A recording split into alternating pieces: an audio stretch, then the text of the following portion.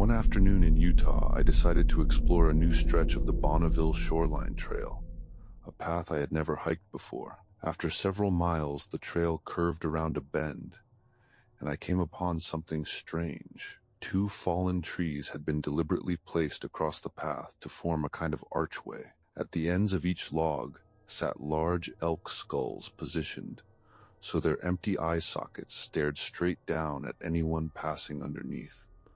It felt oddly intentional, but I told myself it was probably just someone playing a prank and kept walking. The moment I stepped beneath that arch, an icy chill raced up my spine. Goosebumps erupted across my skin, and every hair on my body stood on end. I tried to shake it off and continued onward, but the feeling only grew stronger.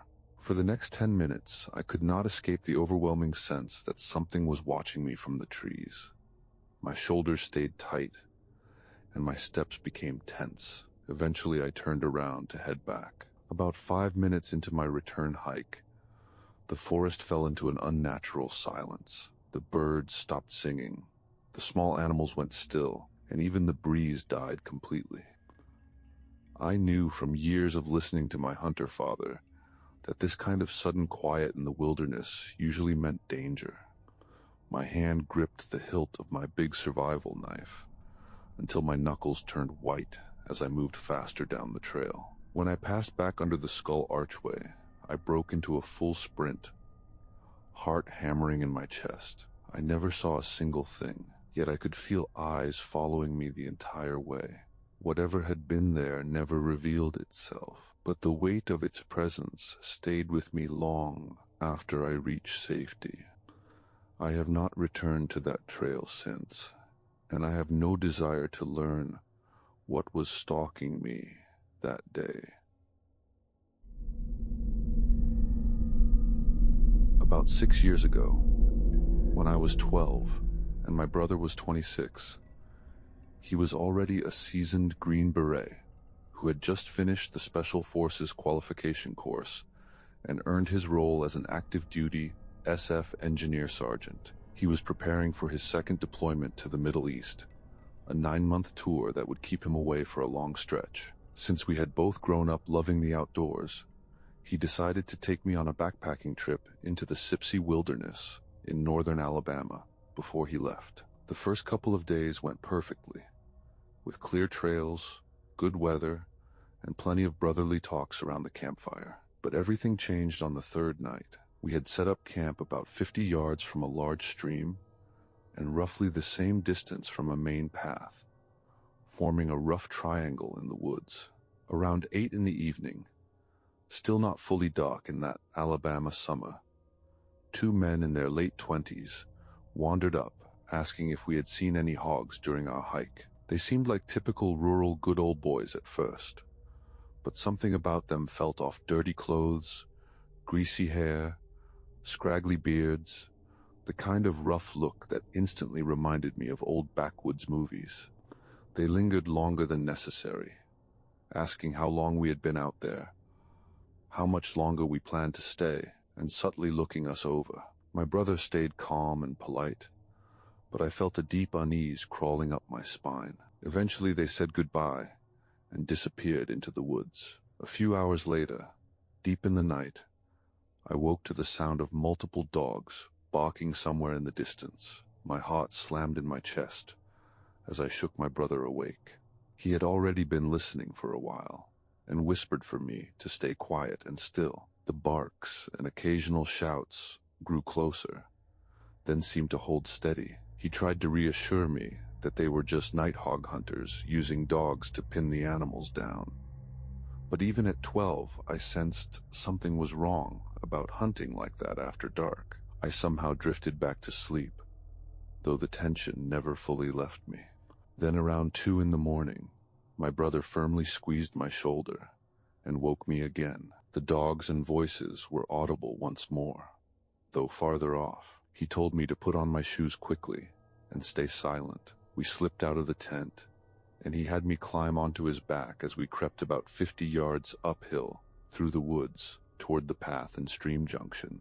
We crawled into thick bushes that gave us an elevated view of our campsite. My breathing sounded deafening to me, but he remained completely silent. I heard the unmistakable sound of a pistol slide racking as he drew his HK-USP and scanned the area. When I started to whisper, he covered my mouth and pointed. A group of 5 men and 3 or 4 dogs had reached our camp. The animals were frantic, clearly picking up our scent. No one stumbles on a random campsite in the middle of the night with guns and dogs looking for friendly conversation. I was terrified. They lingered for about 20 minutes, sweeping flashlights around and murmuring to each other. My brother whispered instructions in my ear. If they moved toward us, I was to run hard, stay off the trail, and look for flashing lights. He handed me a flashlight with a red filter, explaining later how it preserved night vision and stayed harder to spot from afar. Adrenaline surged through me, mixing fear with a strange burst of confidence,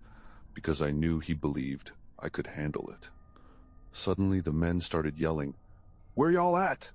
and firing shots randomly into the woods. My brother pulled me behind the hill crest and covered me with his body as bullets cracked overhead. After 6 or 7 rounds, they seemed to lose interest and headed back the way they had come. We stayed hidden until we heard a blaring siren and saw emergency lights cutting through the trees. My brother had quietly called the Forest Service on our family satellite phone while I slept earlier. Officers and game wardens had finally arrived through the vast 25,000-acre wilderness. He signaled them with the light, pointing them toward the hunters. As the wardens sped off, we slipped back to camp, packed everything fast, and waited by the path. The warden eventually returned and gave us a ride in his truck bed to the main staging area. On the way back, my brother told me how brave I had been and offered to talk to our parents if I wanted. But I begged him not to, afraid they might never let me camp again. We never learned exactly what those men intended, but their timing and behavior left little doubt they meant trouble. I was incredibly lucky my brother was there. His training, quick thinking, and calm under pressure likely saved us both.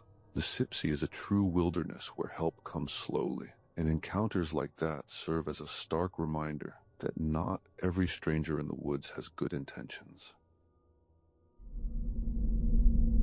For about 2 months, my husband, my little brother, and I made a weekly ritual of night fishing at a secluded bend in the river near my grandparents' place. The spot required a 1 or 2 mile hike and could only be reached by crossing private land or following the water's edge. The river curved sharply to our left, then straightened into a short stretch bordered by thick, overgrown, muddy banks on one side and a steep cliff on the other. It felt wonderfully private and peaceful under the stars. One clear, cool evening, we settled in with our 2 fishing poles. Since there weren't enough for everyone, I lay back on the smooth rocks to watch the sky while my husband and brother walked a short distance downstream to cast their lines. The night was quiet and beautiful until my husband whispered urgently, "Babe, look to your left."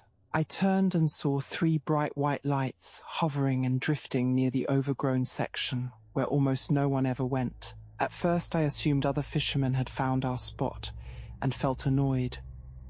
But the longer I watched, the less sense it made. The lights never dipped behind trees, never bobbed with footsteps, and showed none of the jerky starts and stops that people would make while pushing through mud and brush in the dark. Heart pounding, I quietly hurried over to the guys.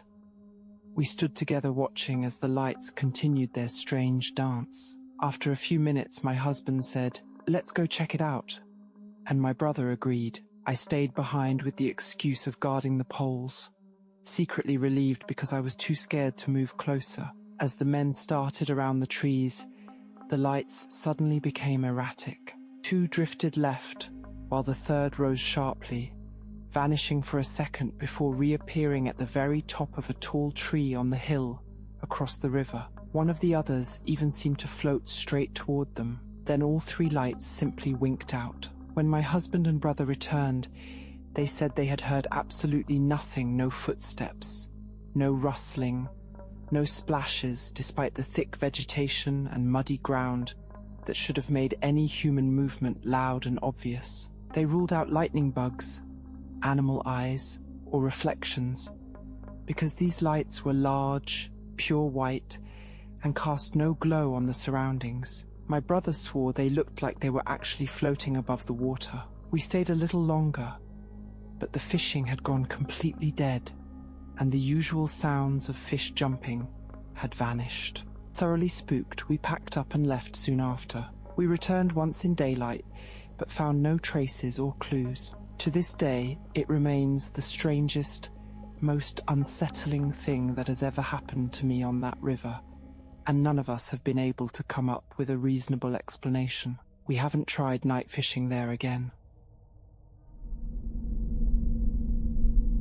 One early morning, years of distance hiking had me out on the trail well before dawn. It was late spring, and at 4:30 the woods were still wrapped in deep darkness, with the first hint of light still half an hour away in the treetops. I had already covered 5 miles and was moving through a narrow, muddy bottom, squeezed between 2 steep ridges, thick underbrush, young maples, and old oaks pressed close on both sides as my headlamp cast a small pool of light on the path ahead. The forest was completely silent, the way only the pre-dawn hours can be. Then a loud, sharp crack shattered the quiet. I froze mid-step, every muscle locked in place. In that instant my mind raced with a single clear thought. If I heard it again, I would turn around and run back the way I had come, without hesitation.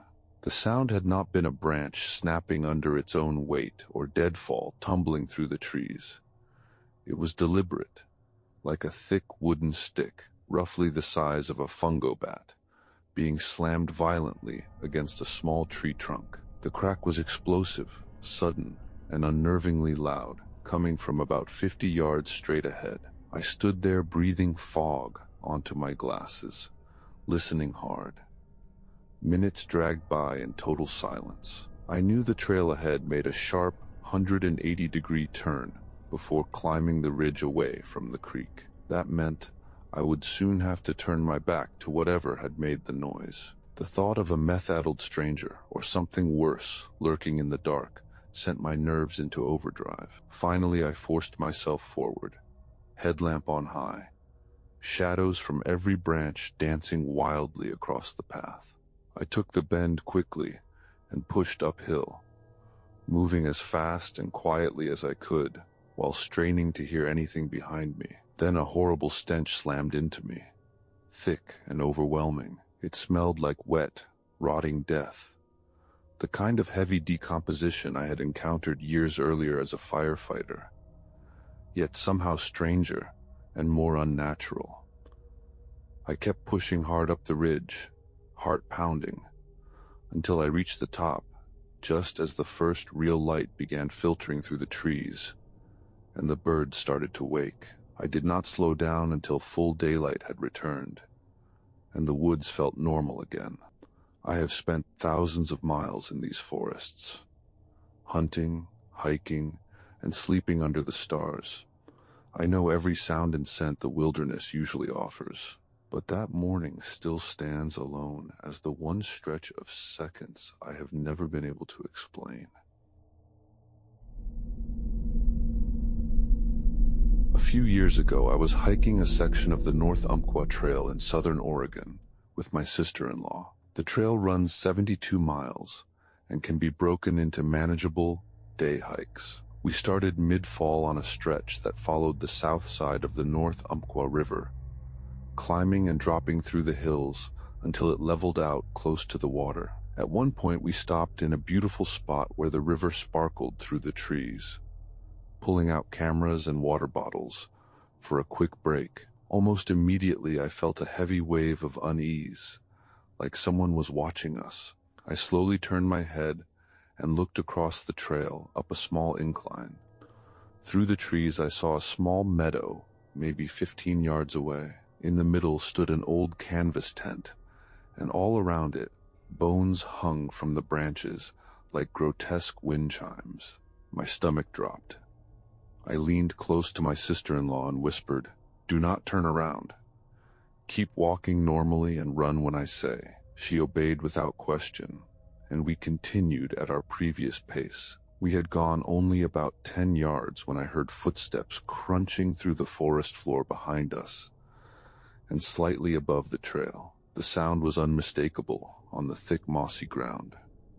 I told her to speed up. The footsteps matched our pace. I urged her faster again, then finally hissed, "Run as fast as you can and don't stop." Two middle-aged women who were a little out of shape suddenly ran like our lives depended on it. I kept shouting encouragement as we flew down the trail. Ahead, I could see the path climbing and curving right around a cliff. I knew our pursuer would have to drop down to the trail or give up the chase. We sprinted at least a mile before the sounds faded, but we didn't slow to a fast hike until we had covered much more ground.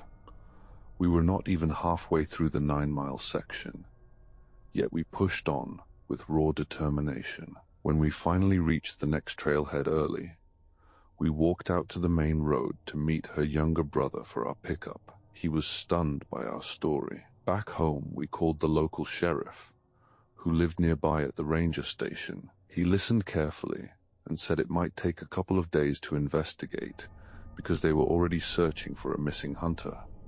A few days later, he came to our house and confirmed we had not imagined it. Someone really had chased us. When I pressed for details about what they found and who it was, he looked at the ground, then back at me, and said quietly, "I'm not going to tell you. If I did, you would never hike again. What we found was not normal, and it won't happen up here again." He strongly advised me to never hike unarmed.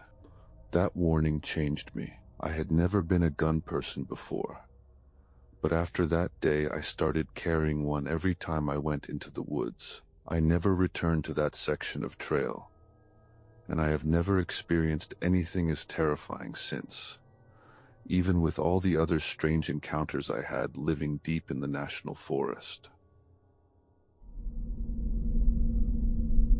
As kids, we lived in a brand new neighborhood that backed up against 400 acres of thick woods and old farmland. Abandoned houses, crumbling barns, rusted equipment, and scattered junk turned the area into our personal playground, and we explored it almost every single day. One house sat about 200 yards off the main road, deep among the trees. It looked completely deserted, until the day we tried to sneak inside, and a woman burst out screaming at us to get off her property. She was terrifying. She wore a filthy dress.